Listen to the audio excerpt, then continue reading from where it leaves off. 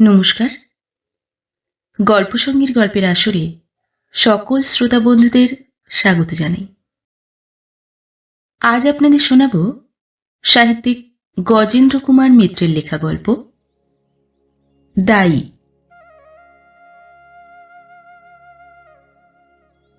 আর কোনো দিকে কিছু বাকি রইল না। ওর বর্তমান ভবিষ্যৎ সমস্ত জীবন ঘিরে সর্বনাশের বৃত্তটা সম্পূর্ণ হলো এবার। ওর কৃতকর্মের ফল আরব্য উপন্যাসের সেই বোতলে পোড়া দৈত্যের মতো একদিন ধরে ধোঁয়ার মধ্যে একটু একটু করে একটা আকার নিচ্ছিল। আজ তার পরিপূর্ণ চেহারাটা দেখা গেছে। ইন্সপেক্টরকে দিয়ে এ সচেতনতা শুরু, নিজের মাকে দিয়ে শেষ। এটুকু বুঝে নিয়েছে যে এই কালই তার বাকি সারা জীবন ধরে তার মুখে কপালে ল্যাপাই থাকবে। কেউ বিশ্বাস করবে না ওর স্বামীর লিখে রেখে যাওয়া কথাটা। চিরজীবন ধরে এই নীরব ধিক্কার ও অভিযোগ তাকে তাড়া করে বেড়াবে। আইনত শাস্তি হোক বা না হোক, এই মৃত্যুর দায়িত্ব তাকে বয়ে বেড়াতে হবে, অপ্রমাণিত অপরাধের বোঝা। প্রথমটাও তো বুঝতে পারেনি, এ পরিণামও কল্পনা করতে পারেনি। আসলে কিছু তলিয়ে ভাববারও তখন সময় পায়নি।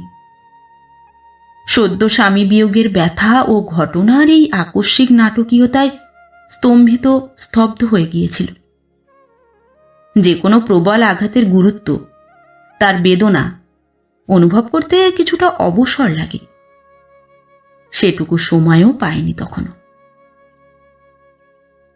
হ্যাঁ, আজ ওর মুখে কথাটা অবিশ্বাস্য পরিহাস বলে মনে হবে, কিন্তু সংবাদটা শোনার সঙ্গে সঙ্গে একটা বিরাট শূন্যতা, একটা বিপুল অসহায় বোধ, এমনকি কোথায় যেন একটা প্রিয় বিয়োগ ব্যথাও বোধ করেছে।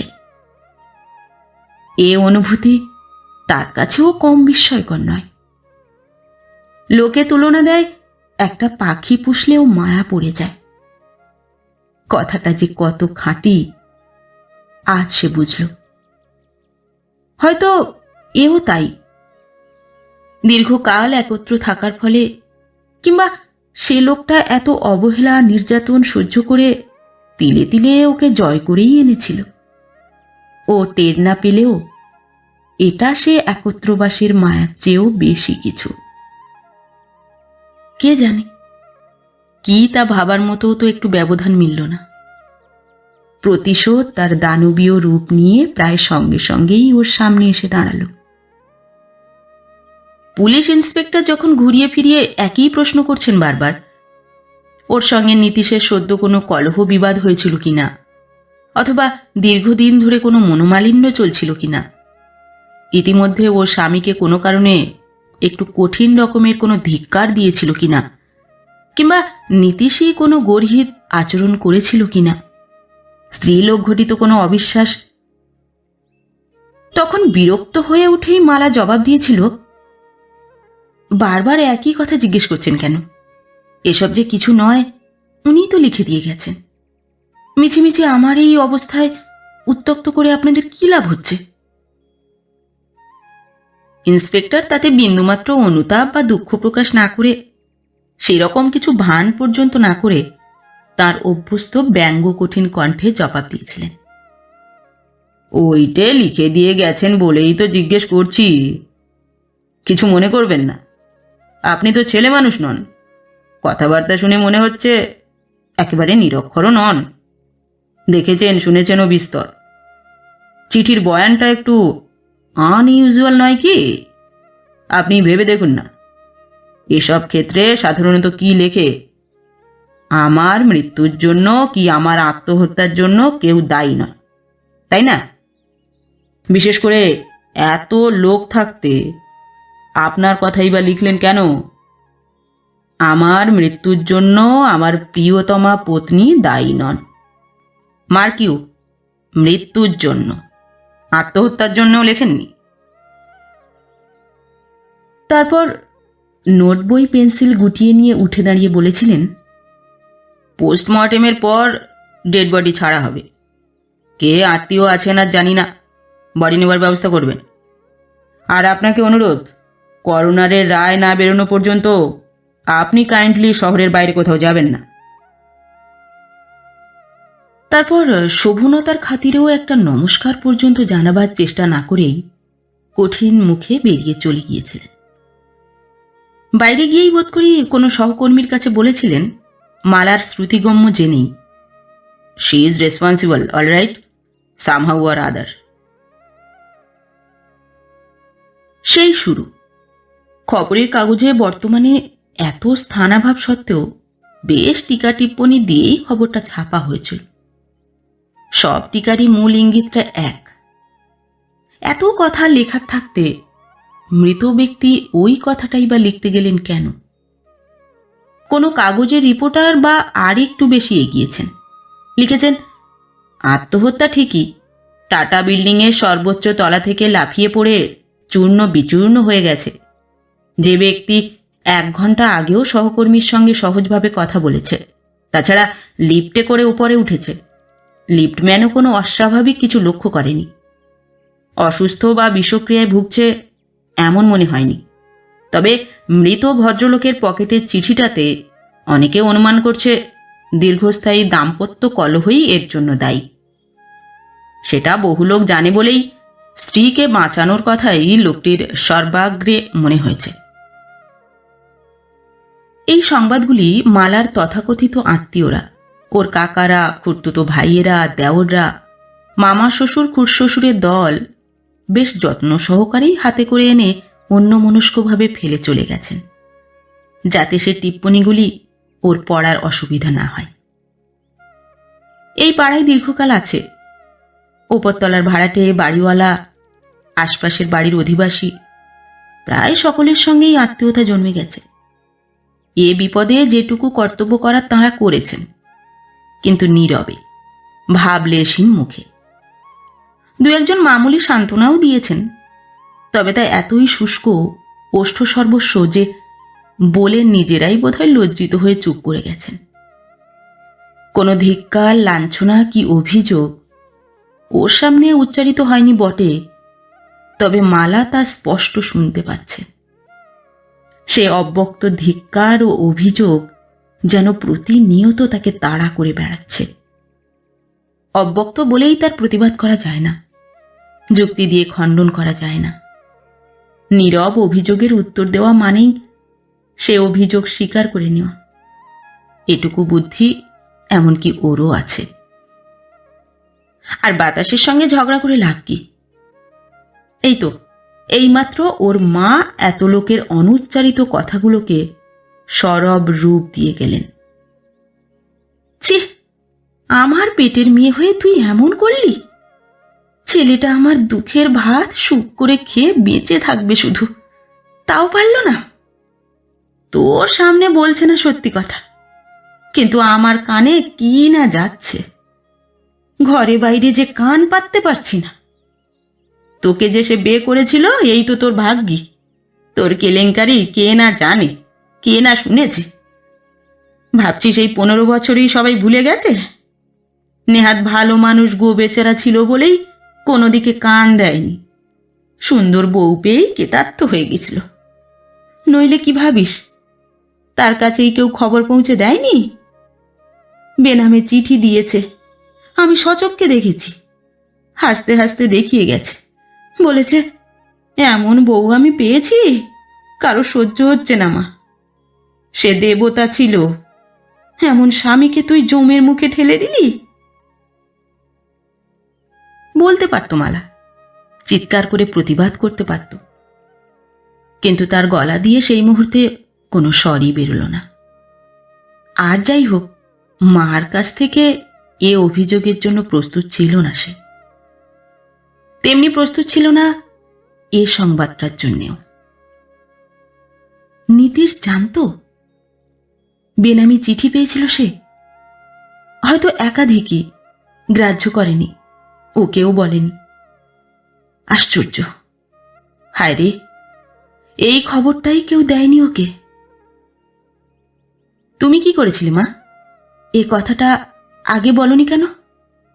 তাহলে তাহলে হয়তো এ সর্বনাশের প্রয়োজনই ঘটত না।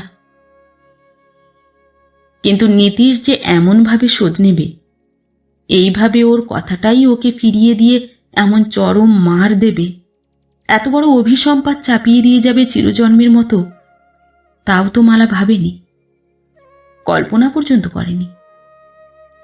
এতকাল এই 15-16 বছর লোকটার সঙ্গে ঘর করেছে। এর মধ্যে বোধহয় মোট 300টা দিনও আলাদা থেকেছে কিনা সন্দেহ।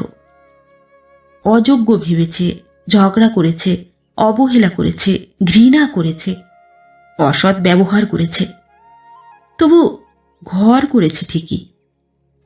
একই শয্যায় পাশাপাশি শুয়েছে বেশিরভাগ দিন, চিরাচরিত রীতিমতোই। তবু আজ স্বীকার করতে বাধ্য হলো মালা যে নীতিশকে সে কিছুই চিনতে পারেনি এই দীর্ঘকালেও। তার দ্বারা কতটা সম্ভব তা বোঝেনি, বোঝবার চেষ্টাও করেনি। আজ এই চরম আঘাতের পর সর্বনাশের সামনে দাঁড়িয়ে মনের কোন গোপন কোণে এই চিন্তাটাও জাগছে, এসব তথ্য জানলে, এ প্রতিশোধ তার সাধ্য জানলে বোধহয় এতটা অবহেলা করত না। এটুকু বুদ্ধি আছে জানলে ওদের জীবনে এত অশান্তিও থাকত না। শ্রদ্ধা ছিল না বলেই, সাধারণের বাইরে বলে ভাবা যায় এমন কোথাও কোনো চিহ্ন দেখতে পায়নি বলেই সে ভালোবাসতে পারেনি স্বামীকে। আজ সম্পূর্ণভাবে মোহমুক্ত হয়ে জীবন থেকে সর্বরকম অসাধারণত্বর সম্ভাবনা চলে যাবার পর দূর থেকে দেখলে যেমন কোনো জিনিসের পৃষ্ঠপট শুদ্ধ সব ছবিটা পাওয়া যায়, ওর নিজের জীবনটাও সেইভাবে দেখতে পাচ্ছে মালা। আসলে এই অসাধারণত্বের নেশা, এই মিথ্যা মোহই ওর জীবন, ওদের জীবন নষ্ট করেছে। ওর চেয়ে নীতিশেরই অনিষ্ট করেছে বেশি। কারণ সাধারণ মাপকাঠিতে বিচার করলে নীতিশ আদৌ অযোগ্য পাত্র ছিল না, সেদিনও না, তারপরেও না। মালা যদি অকারণ মরীচিকাকে জ্যোতি মনে করে তাকেই আঁকড়ে থাকার চেষ্টা না করত, সত্যর দিকে এমনভাবে চোখ বুজে না থেকে অবাস্তব কল্পনাকেই জীবনের প্রত্যক্ষ সত্য না ভাবত, তাহলে ওদের জীবন, ওদের সংসার এমনভাবে ব্যর্থ, নষ্ট হয়ে যেত না। না, এমন কিছু রূপসী নয় মালা, সেদিনও ছিল না। সাধারণ বাঙালি ঘরে খেঁদি পেঁচিদের মেলা, তার মধ্যে একটু সুস্থি দেখতে হলেই 5 জনে, আত্মীয়রা বিশেষ করে, একটা ধারণা জন্মিয়ে দেয় যে সে সুন্দরী। আরও কাল হলো জীবনে ও যতটা ভালো দেখতে, ফটোতে তার চেয়ে অনেক ভালো দেখায়। এখন দেখায় কিনা কে জানে, সেভাবে ছবি সে তোলেনি দীর্ঘকাল, এককালে দেখাত। এই তথ্যটিই ওর সর্বনাশের মূল কারণ। এতদিনে সেটুকু অন্তত বুঝতে পেরেছে। আর সে সর্বনাশের হোতা হল মালার জীবনের সবচেয়ে বড় দুর্গ্রহ, সবচেয়ে বড় শত্রু ওর সেজু কাকা তপেন। আপন কাকা নয়, বাবার পিস্তুত ভাই, কাছাকাছি বাড়ি, এ পাড়া ও পাড়া বলেই যাতায়াত অন্তরঙ্গতা ছিল। তপুরা বিত্তবান, সেজন্যও কতকটা আজ মনে হয় মালার মা বাবা এদের একটু বেশি খাতির করতেন, সমীহ করে চলতেন। বাকি সব ভাই সে বিত্ত বজায় রেখেছে, কেউ কেউ বাড়িয়েছেও, কেউ চাকরি করে, কেউ ব্যবসা করে। শুধু তপুই যথাসর্বস্ব খুইয়ে বসে আছে। বস্তুত এখনো 51বর্তী পরিবার আছে বলেই খেতে পাচ্ছে, নইলে হয়তো ভিক্ষেই নামতে হতো, কিংবা টিউশনি খুঁজতে যেতে হতো। অন্য ভাইরা বিএ পাশ করার পর কেউ এমএ পড়েছে, কেউ ডাক্তারি, কেউ বা অন্য কোনো আত্মীয়ের সঙ্গে নিরাপদ ব্যবসায় নেমেছে।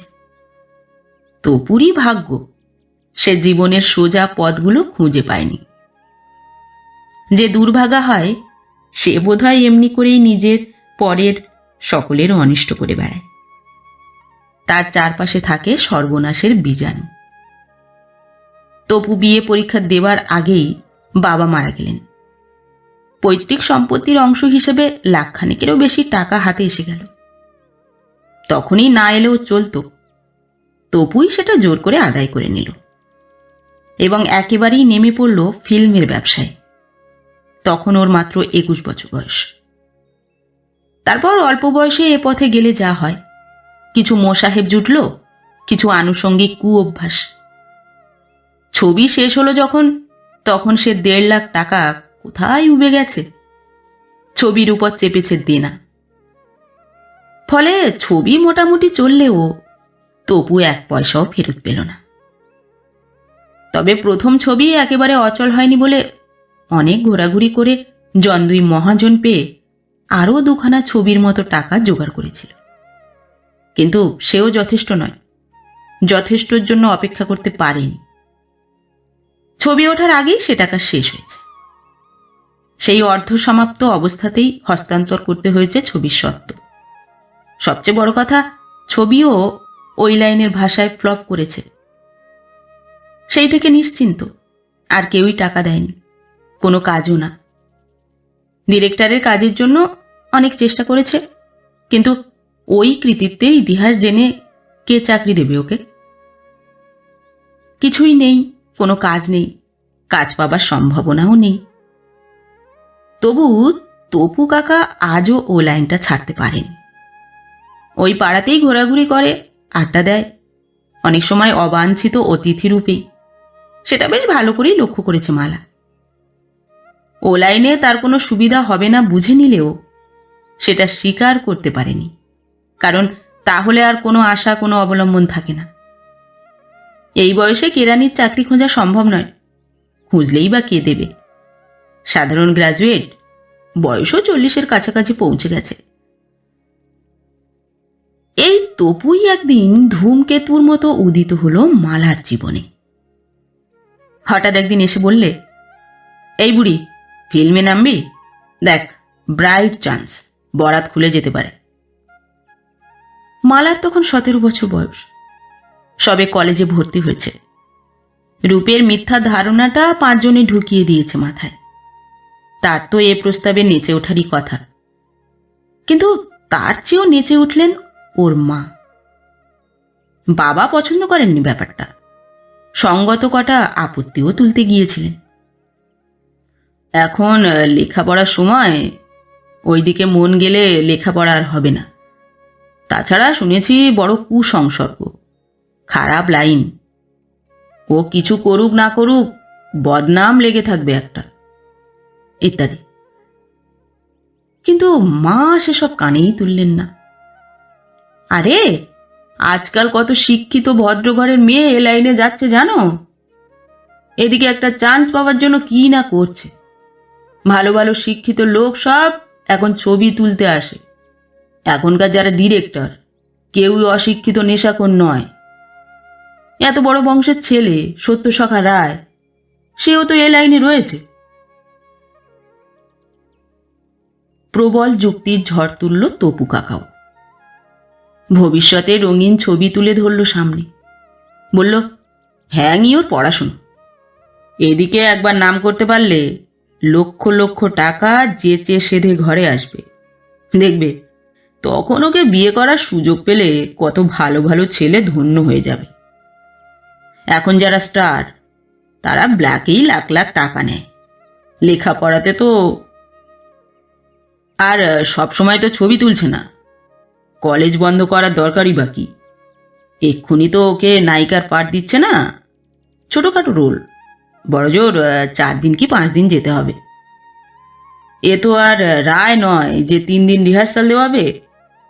আর সে দেওয়ালেও কলেজের সময় তো দিতে হবে না।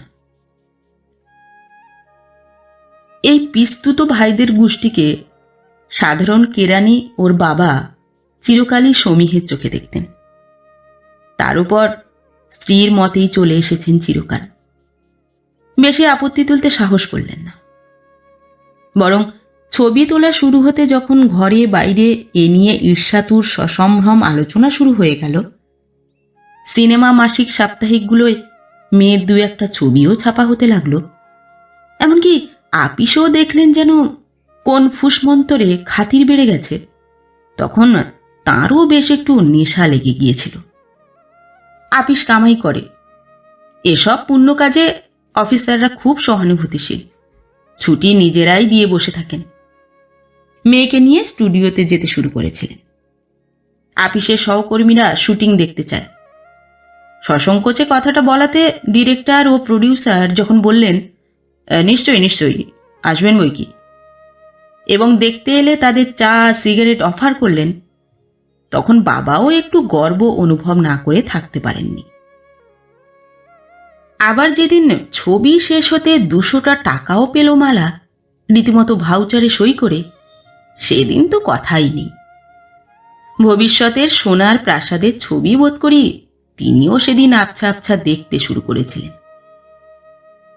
কিন্তু এসবই ছবি, কল্পনা। সে সোনার প্রাসাদ রামায়ণের সোনার হরিণের মতোই, মিথ্যা, অবাস্তব, অনিষ্টকর। বাস্তব যা তা হলো, চেহারা যতই যেমন হোক, স্টার হবার মতো শক্তি বা প্রতিভা মালার ছিল না। আর প্রডিউসার ডিরেক্টরদের অভিজ্ঞ চোখ সেটা একটা দুটো আঁচড়েই, অর্থাৎ একটা দুটো ছবি দেখেই বুঝে নিয়েছিল।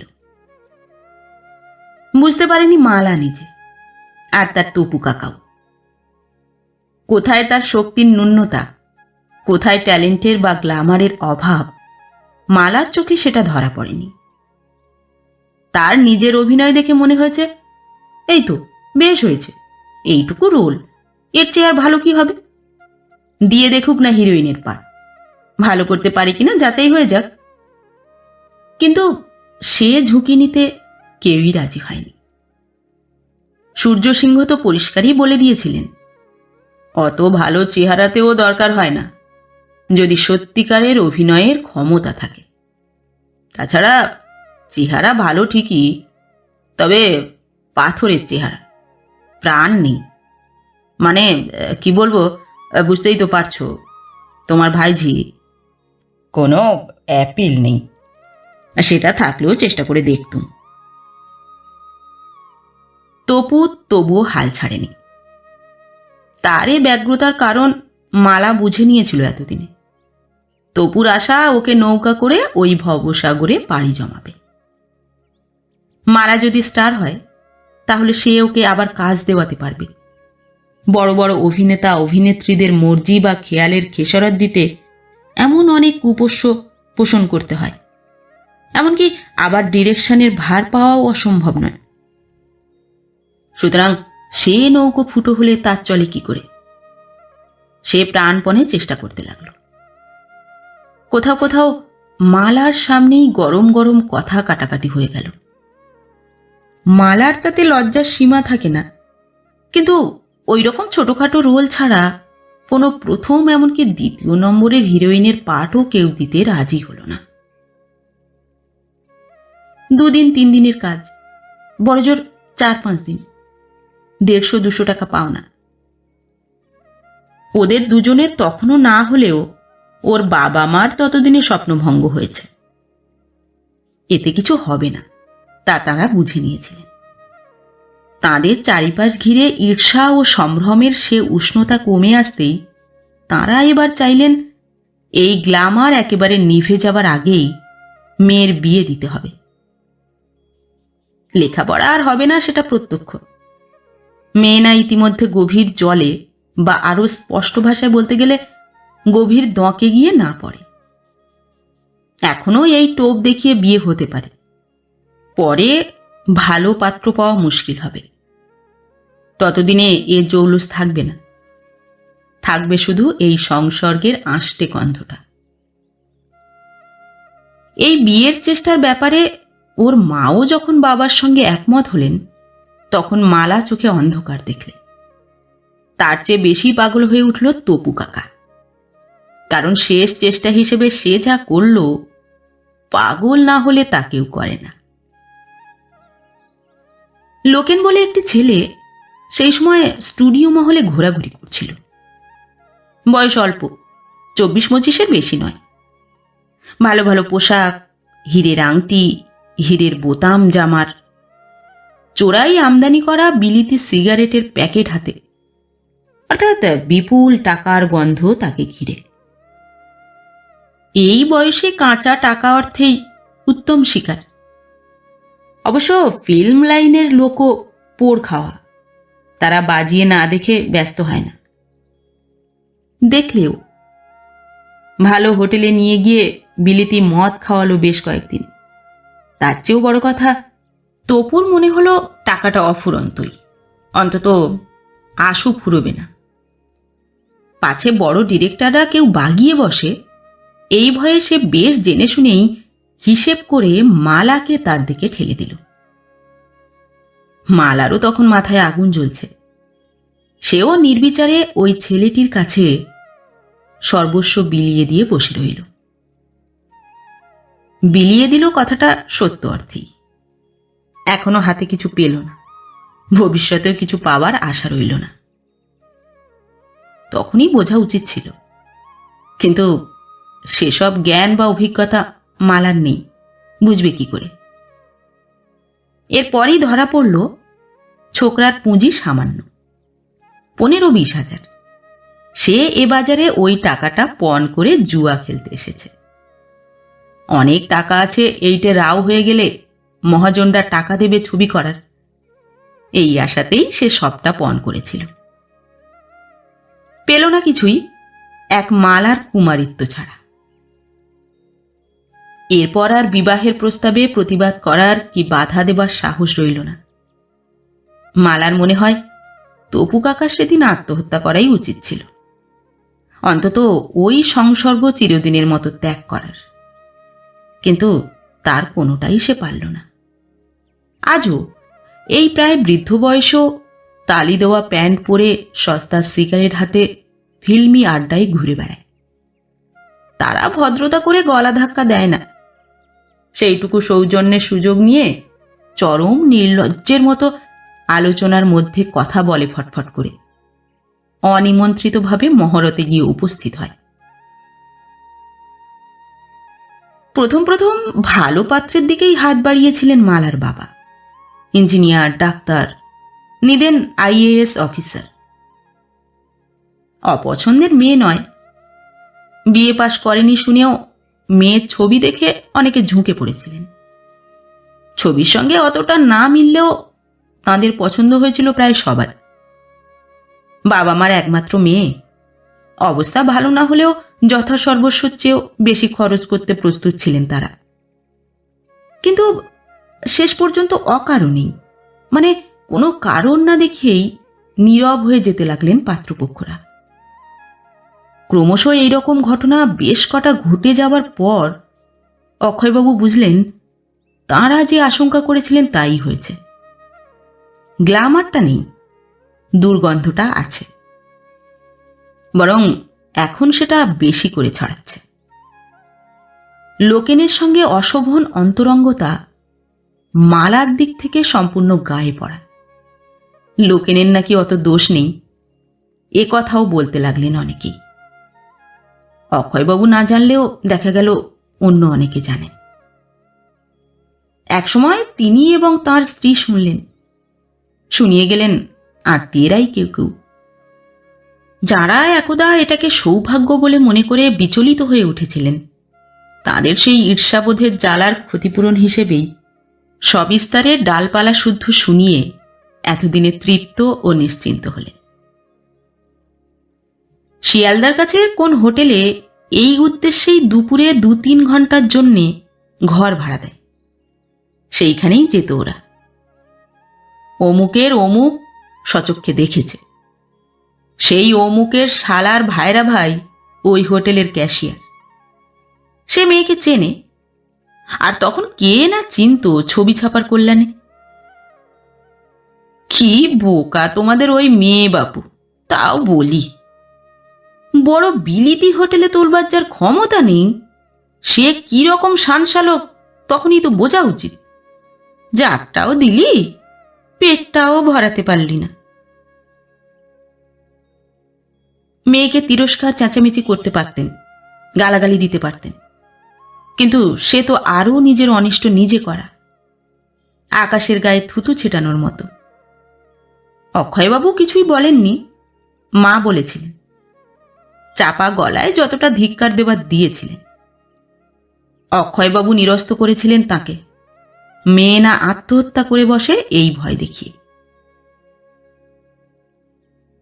ভাগ্য যে কি তা তো সেদিনই জানা হয়ে গিয়েছিল। তবে কেন, কিসের জন্যে, কিসের আশায় সে বসেছিল সেদিন? অবশেষে এই সম্বন্ধটি ধোপে টিকল। নীতিশ, ধাপার কাছে পৈতৃক বাড়ি, মা আর একটি ছোট ভাই, সাধারণ বিকম পাস। কোনো মতে একটু ভদ্রগোছের একটা চাকরি ছাড়া কোনো উচ্চাশা ছিল না নীতিশের। সে চেষ্টাও করেনি। ব্যাংকের চাকরির চেষ্টা করেছে, পায়নি। একটা আধা বিলিতি সওদাগরি অফিসে কাজ জুটেছে। যখন বিয়ে হয়েছে তখন ৫-৫ মতো পাচ্ছে, মাইনে আর কি সব ভাতা টাতা নিয়ে। তাছাড়া নাকি কিছু উপরিও আছে, ওর মা বলেছিলেন। পুজোর সময় বোনাসও। দেখতে সাধারণ গোলগাল চেহারা, বয়স ৩৪-৩৫। মাথার মাঝখানে এরই মধ্যে একটু টাক দেখা দিয়েছে। নিরীহ আত্মতৃপ্ত গোছের লোক। এইখানেই মালার মা বাবা একটি মারাত্মক ভুল করেছিলেন। এ পাত্র ওদের পছন্দ হয়নি। তাদের সুন্দরী, ট্যালেন্টেড, হায় রে, তখনও ট্যালেন্টের কথা মুখে উচ্চারণ করতে লজ্জা বোধহয় হচ্ছে না তাদের। মেয়ের যোগ্য নয় এ পাত্র। কি করবেন, মেয়ের যা বরাত আর তাঁদের যা কর্মফল, তাই তো হবে। এই মনোভাবটি নিজেদের জন্যই যদি রাখতেন তো হতো। এমন তো বহু মা বাপেরই মনে হয় মেয়ের বিয়ের সময়। অধিকাংশ মা বাবার কাছেই তাদের মেয়ে অদ্বিতীয়া, কিন্তু তা তারা রাখতে পারেননি, প্রয়োজন বোঝেননি। সেটা মেয়ের কাছেও গোপন করার চেষ্টা করেননি। বরং এই কথাগুলো বললে সহানুভূতি জানানো হবে, সান্ত্বনা দেওয়া হবে, এইটাই ভেবেছিলেন।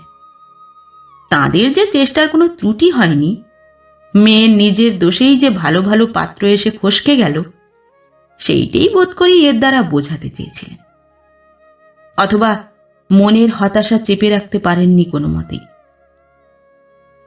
এটা যে অসম বিবাহ, পাত্র যে কন্যার যোগ্য নয়, এ কথাটা তারা এমনভাবে মাথায় ঢুকিয়ে না দিলে হয়তো মালার এতটা খারাপ লাগতো না।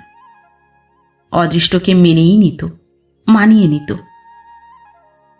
কিন্তু কদিন, প্রায় মাসখানেক ধরে এই বিলাপ প্রতিনিয়ত শুনতে শুনতে মালার ধারণা হয়ে গেল যে ছোটবেলায় পাঠ্য বইতে পড়া বিউটি অ্যান্ড দ্য বিস্ট ঘটনারই পুনরাবৃত্তি হতে চলেছে।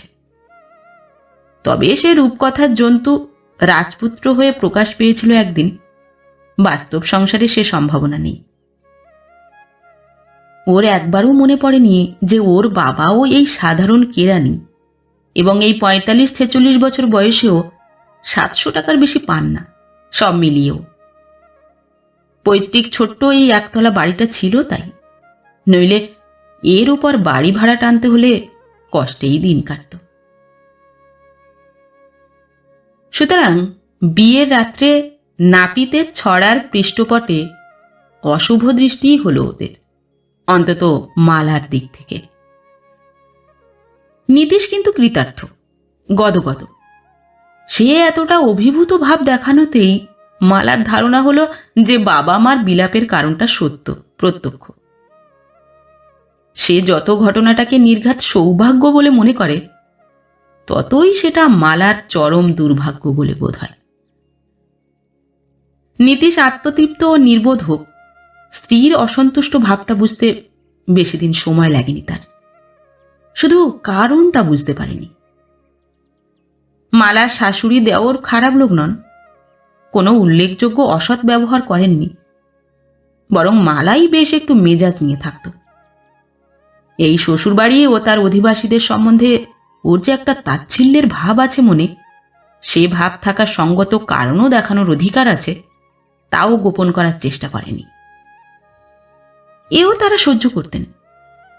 সুন্দরী বধূ সম্বন্ধে সমীহর ভাবছিল বলেই এই মেজাজও স্বাভাবিক মনে করতেন।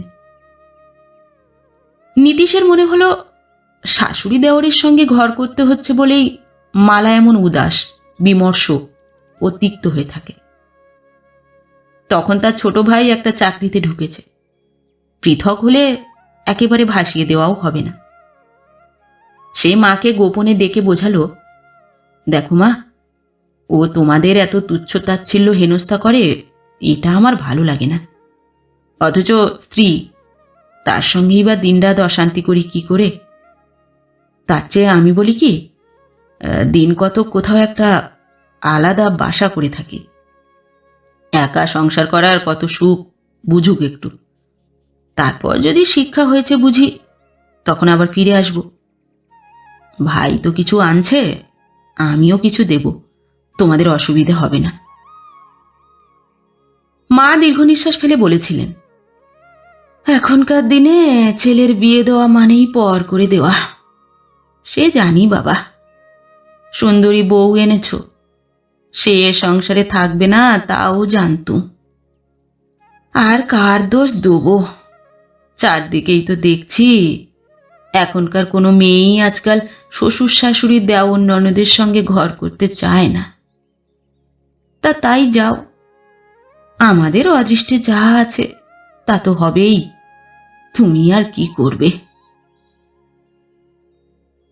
লজ্জা পাবারই কথা, পেয়েও ছিল নীতিশ। তবু স্ত্রীর কথা ভেবে সে শান্তি পাবে, খুশি হবে, এই আশায় একান্ত বেহায়ার মতোই চুপ করে থেকে শেষ পর্যন্ত পৃথক বাসায় উঠে এসেছে। আলাদা সংসার করা মানেই সহস্রবিধ খরচা, বাড়ি ভাড়া ও একটি লোক যে বাসন মাজা রান্না করা সব করবে, খাওয়া পড়া ছাড়া তাকে সেরকম মাইনেও দিতে হবে বইকি। একটা মোটা খরচ। সংসারের যেটা প্রাত্যহিক খরচ সে তো আছেই, ওরা চলে আসাতে ওখানেও বিশেষ কমেনি। এখানে পুরো একটা সংসারের খরচ চেপেছে। এসব টেনে মাকে কোনো মাসে 100, কোনো মাসে 80 টাকা দিতেই প্রাণান্ত হতো। এর জন্য একটা লজ্জা, বিবেকের দংশন বলাই উচিত বোধ হয়। প্রতি মাসেই একবার করে বিত্ত, কিন্তু স্ত্রীর মন পাওয়ার জন্যে তাও সহ্য করেছে। তবু সে মন পায়নি নীতিশ। পাচ্ছে না সেটা বুঝত, শুধু কারণটাই বুঝত না। স্ত্রীর মন মর্জি মেজাজের তল পেত না। সে সাধারণ গেরস্থ ঘরের ছেলে, সংসারী, সংসার ভালোবাসে। মার রান্নার স্বাদ ঝিয়ের হাতে পায় না, তবু সেই স্মৃতির বশেই মোচা ডুমুর শাক কিনে আনে। কোনোদিন যদি মালা নিজে কোনো রান্না করে তাহলে হাতে স্বর্গ পায়, না হলেও দুঃখিত হয় না। তৃপ্তি করে খায়, রান্নার ভালো মন্দ নিয়ে আলোচনা করে। এ সমস্তই মালার কাছে নিতান্ত নিম্ন সাধারণ মনোভাব, গোলা লোকের লক্ষণ। খবরের কাগজ নেয় একখানা, নিজে পড়ে না, বলে সময় নেই। রেডিওতে নাটক হচ্ছে, সে গল্প জুড়ে দেয়। সিনেমায় যায় স্ত্রীর জন্য, কিন্তু নাটকের ভালো মন্দ অভিনয় কিচ্ছু বোঝে না, তা সে নিজেই স্বীকার করে। আসলে সময়ও কম। ওদের মার্চেন্ট অফিস, ওভারটাইম দেওয়ার ব্যবস্থা আছে। নীতিশের সমস্ত মন পড়ে থাকে কি কৌশলে প্রতিদিন ওভারটাইম পাবে, নইলে মাকে টাকা দেওয়া দূরে থাক, ওর সংসার খরচই চালানো দায়। লোকটা ভালো, ভালো মানুষ, তা মালা বোঝে। সেইখানেই ওর আপত্তিও। আর যাই হোক, স্মার্ট বলা চলে না কোনো মতেই। কমাস, মোট হয়তো সব জড়িয়ে বছরখানেক স্টুডিওতে আসা যাওয়া করেছিল। তাও সে ছাড়া ছাড়া ভাবে 4খানা ছবিতে সামান্য রোল অভিনয় করার জন্য যে কদিন যাওয়া লাগে সেই কদিন। তাতে স্মার্টনেসের একটা ছদ্ম চেহারা দেখেছে, আসল নকল চিনতে শেখেনি। ওই একটা জগৎ যেখানে সকলেই স্মার্ট হবার অন্তত দেখাবার চেষ্টা করে। যে সামান্য রোজগার করে মিস্ত্রি শ্রেণীর অথবা যারা নিতান্ত কর্মপ্রার্থী তারাও স্মার্ট। সুবেশ স্মার্ট তরুণ দেখতে দেখতে স্বামী সম্বন্ধে একটা ভাবমূর্তি গড়ে উঠেছিল। যেরকম চেহারাই কল্পনা করুক, কালো কুষ্টিও মাঝে মাঝে ভেবেছিল বই কি। আধুনিক পোশাক পরা, কাটা কাটা কথা, ঠোঁটে সিগারেট, এটার কোনো তফাৎ হয়নি। কিন্তু নীতিশ সে কল্পনার কাছাকাছিও পৌঁছতে পারেনি। সিগারেট খেত না, মালার তাড়নাতেই ধরেছে, কিন্তু তাতেও মন ভরে না, আনাড়ি মনে হয়। আরও একদিকে খামতি, সেটা কাউকে বলার নয়, এমনকি নিজের কাছে স্বীকার করতেই লজ্জা করে। স্ত্রী সম্বন্ধে যতটা সভয় সম্ভ্রম নীতিশের, যতটা পুতুপুতু ভাব, ততটা ক্ষুধা ছিল না। নিজের তরফ থেকে কোনো প্রবল আকুতি ছিল বলে বোধ হতো না, অন্তত মালার সেই রকম ধারণা। এর সঙ্গে যখন লোকেনের প্রায় হিংস্র উগ্রতার তুলনা করত, সামর্থ্য শিক্ষা কামনা সব দিক দিয়েই নীতিশকে অপদার্থ অনুপযুক্ত বোধ হতো। দীর্ঘদিন এই অবহেলা ও উদাসীন্য সহ্য করেছে নীতিশ। ক্রমে লক্ষ্য করেছে স্ত্রীর আচরণের মধ্যে তাচ্ছিল্য ও ঘৃণার চেহারাটাও। ক্রমশ সেও তিক্ত হয়ে উঠেছে, তিক্ত ও বিরক্ত। কথা কাটাকাটি শুরু হয়েছে। ক্রমশ সামান্য যেটুকু মুখোশ ছিল তাও খসে পড়েছে। তার ফলে এক এক সময়ে সে বাদানুবাদ কুৎসিত কলহে পরিণত হয়েছে। নীতিশের সংসার অনুরক্ত মন সন্তান চায়, বোধ করি বিবাহের কল্পনা থেকেই চেয়ে এসেছে। সন্তান হলে হয়তো সে স্ত্রীর সব অবিচার অবহেলা অনায়াসে সয়ে যেত, তাও হয় না। তবু ওর মধ্যে যে স্ত্রীর ইচ্ছাকৃত ব্যবস্থা আছে সেটা কোনোদিন কল্পনা পর্যন্ত করতে পারেনি। সেইটাই জানল একদিন, এই সেদিন। অকস্মাৎই বেরিয়ে পড়ল কথাটা। এটা যে কেন করেছিল মালা তা সে নিজেই জানে না। এই ট্যাবলেটটার সন্ধান দিয়ে গিয়েছিল তাকে লোকেন, কিনে দিয়েছিল সতর্কতা হিসেবে, কিভাবে ব্যবহার করতে হয় বলে গিয়েছিল। নিশ্চয়ই এদিকে ওই বয়সেই তার দীর্ঘ ইতিহাস, ক্রমে সেটা বুঝেছে মালা। না, লোকেনকে সে শ্রদ্ধা করে না, কামনাও না। তবু তাকে জড়িয়ে নিজের অভিজ্ঞতাটাও ভুলতে পারে না। তাকে আর মনে পড়ে না। কিন্তু এখন এ সতর্কতার কি প্রয়োজন? মুখে সে নীতিশকে যাই বলুক, নিজের রূপ এবং যৌবন সম্বন্ধে অতিরিক্ত সচেতনতা, বারাঙ্গনা সুলভ ব্যগ্রতা সেটাকে ধরে রাখার এই কি আসল কারণ নয়? কে জানে, আজও কি সে আশা পোষণ করে যে একদিন ফিল্ম জগৎ তার মূল্য বুঝবে এবং এসে ডেকে নিয়ে যাবে? সেই জন্যই নিজেকে প্রস্তুত রাখতে চায়। এটা সচেতনভাবে ভাবেনি হয়তো, অন্তত মুখে স্বীকার করতে পারত না। কিন্তু চরম সর্বনাশের সামনে দাঁড়িয়ে নিজের মনের দিকে চেয়ে আজ কেমন সন্দেহই হচ্ছে ওর। বোধহয় এই অবাস্তব অসম্ভব আশাই তার নিজের জীবন সার্থক করতে দেয়নি। একটা সন্তান হলে বর্তমান ও ভবিষ্যতের অবলম্বন হতো, মনের মধ্যে অকারণ এই ব্যর্থতাবোধ ও জ্বালা থাকত না, স্বভাবের উগ্রতা কমে আসত, সংসারও ভালো লাগত। আশ্চর্য, জীবন ভরই সে নিজের জীবন নষ্ট করেছে, সমস্ত সফল সম্ভাবনার মূলে ঘা দিয়েছে। যে ডালটা আশ্রয় হতে পারত সেটাই কেটেছে নিজের হাতে। কথাটা এই প্রসঙ্গেই বেরিয়ে গেল। প্রায় প্রাত্যহিক কলহের মধ্যে ক্ষিপ্ত নীতিশ ওর সন্তানহীনতাকে বন্ধাত্ম বলে ধরে নিয়ে একটা কটু মন্তব্য করেছিল। সেটাও সহ্য হয়নি মালার। স্ত্রীলোকের চিরন্তন দুর্বলতায় ফোঁস করে উঠেছে। কে বলেছে আমি বন্ধা? তোমার ছেলে তোমার মতোই তো হবে, সেই জন্যে আমি ইচ্ছে করে হতে দিই। স্বামী নিয়ে জ্বলছি, আবার ছেলে নিয়ে জ্বলতে স্বাদ নেই। আড়ষ্ট হয়ে গেল নীতিশ। অন্য সব স্বাভাবিক মনোভাবের চেয়ে বিস্ময়ই তার বেশি। কথাগুলো বুঝতেই অনেক সময় লাগলো। এ কি বলছে মালা? পাগল হয়ে গেছে নাকি? না না, এ অসম্ভব। তাই কি কোনো মেয়ে পারে? এ তাকে রাগাবার জন্য বলেছে, নাকি আঘাতটা গভীর ক্ষতস্থানে লেগেছে বলে যা মুখে আসছে তাই বলছে? তবু শেষ পর্যন্ত ব্যক্তিগত অপমানের জ্বালাটাই প্রবল হয়।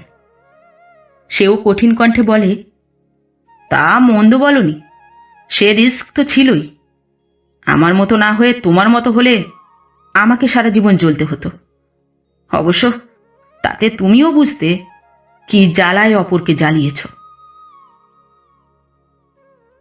মালা সত্যি ক্ষেপে যায় যেন। বলে, ভাবছো আমি মিছে কথা বলছি? এই দেখো। সে ভেতরে গিয়ে আলমারি খুলে কাপড়ের তলা থেকে ওষুধের শিশিটা এনে সামনে ফেলে দেয়। বলে, তোমার এত বিদ্যে নেই জানি, কোনো ডাক্তারখানায় গিয়ে দেখিয়ে এসো কিসের ওষুধ এটা। ওষুধের শিশিটা তুলে দেখার মতো অবস্থা থাকে না আর। পাথর হয়ে যায় সে। অঙ্গ প্রত্যঙ্গ, স্নায়ু, পেশি সব অবশ ভারী হয়ে যায়। এ যে মিথ্যা নয় তা বোঝার মতো জীবনের অভিজ্ঞতা তার আছে। অনেকক্ষণ পরে নিজেরই মনে হয় এক যুগ। সে কেমন এক ধরনের বিকৃত কণ্ঠে বলে, মনে হয় কান্না চাপার চেষ্টা করে কথা বললে যেমন এলিয়ে যায় গলা, তেমনি। বলে, এত ঘেন্না করো আমাকে মালা? তাহলে তাহলে তুমি ডিভোর্সের ব্যবস্থা করনি কেন? কে ব্যবস্থা করবে? কে আছে আমার? বাবা মাকে বললে তো সদুপদেশ দেবে আর কান্নাকাটি করবে। তারাই তো দেখে শুনে এ বিয়ে দিয়েছে। কোথায় দাঁড়িয়ে করব? কার জোরে? টাকাই বা কোথায়?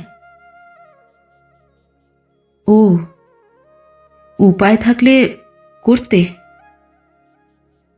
আমাকে আমাকে ভালোভাবে বললে আমিই টাকা দিতুম। সেটুকুর জন্যেও যদি দুটো মিষ্টি কথা বলতে। কি কারণ দেখাতো? তুমি যে অন্য কারোর সঙ্গে প্রেম কি ব্যভিচার করবে সে যোগ্যতাও তো তোমার নেই। আবারও কথা বন্ধ হয়ে যায় অনেকক্ষণ। তারপর তেমনি এলানো এলানো গলায় বলে নীতিশ, এরপর এরপর আর আমার বেঁচে থাকার কোনো কারণ নেই না? আয়নায় নিজের মুখ দেখতে নিজেরই লজ্জা করবে। তুমি তুমি আমার জন্য কোনো সম্ভাবনাও রাখলে না আর মালা? হে কি করলে? এরপর তো। বিদ্রুপ তিক্ত কণ্ঠে মালা উত্তর দিয়েছিল, আত্মঘাতী সেই কটা কথা। ও, সেইটে বুঝি বাকি আছে? জ্যান্ত পেরে উঠলে না মরে আমার উপর শোধ তুলতে চাও? মরার আগে ফলাও করে লিখে রেখে যাবে যে আমার জন্যই তোমাকে মরতে হলো? এবার একরকমের শান্ত বিচিত্র দৃষ্টিতে চেয়েছিল নীতিশ ওর মুখের দিকে। সেদিন মালা সে চাওয়ার মানে বুঝতে পারেনি। তারপর আস্তে আস্তে বলেছিল, না, বরং পরিষ্কার করে লিখে রেখে যাব যে তুমি দায়ী নও। তাতেই তুমি খুশি তো? তাই লিখে রেখে গিয়েছে সে। সত্যি মরে প্রতিশোধ নিয়েছে। বোধ করি এতদিনের এই দীর্ঘ দাম্পত্য জীবনের দুঃসহ বলেই দীর্ঘ। সব অন্যায়, সব অবিচারের শোধ নিয়েছে সে। নিজের প্রাণটারও চরম মূল্য আদায় করেছে।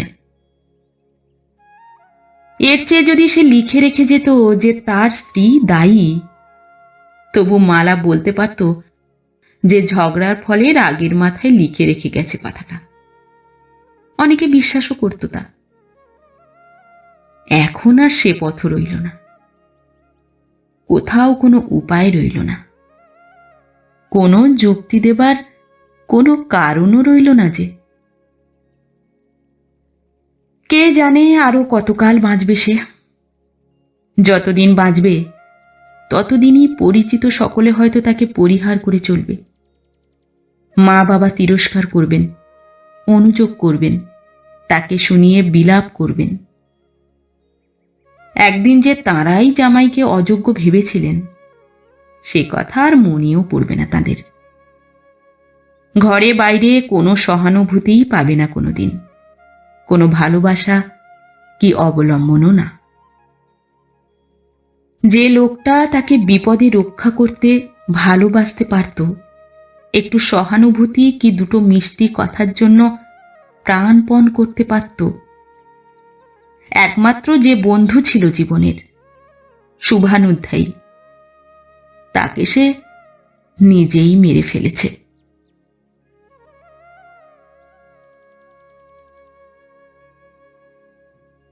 নমস্কার।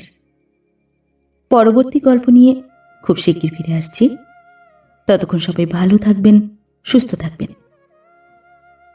গল্প পাঠ কেমন লাগলো অবশ্যই কমেন্ট করে জানাবেন, এবং ভিন্ন ভিন্ন স্বাদের অডিও স্টোরি শোনার জন্য অবশ্যই চ্যানেলটি সাবস্ক্রাইব করবেন। ধন্যবাদ।